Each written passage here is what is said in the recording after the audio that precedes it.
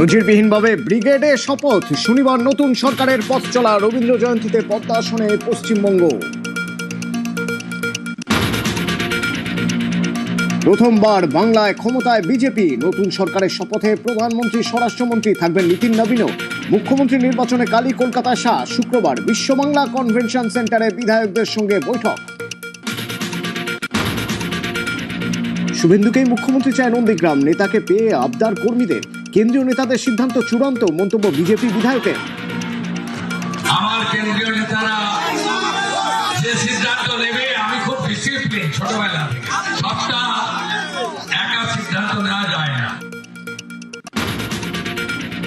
বঙ্গজয়ের পরই হুঁশিয়ারি শুভেন্দুর, পুরনো সব ফাইল খোলার হুঙ্কার।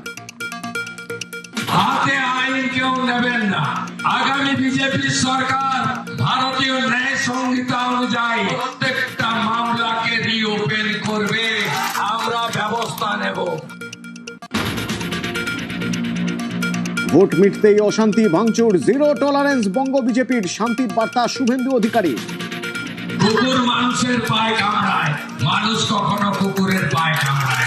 আমি বলবো হাতে আইন কেউ নেবেন না। ক্যানিংয়ের নারায়ণপুরে তুলকালাম, অশান্তি রুখতে গিয়ে আক্রান্ত পুলিশ। নারায়ণপুর পঞ্চায়েত দখলের চেষ্টার অভিযোগ। পুলিশ পৌঁছতেই গাড়ি ভাঙচুর, ইট বৃষ্টি, পাল্টা পিস্তল হাটে পুলিশের অ্যাকশন, গ্রেপ্তার 20।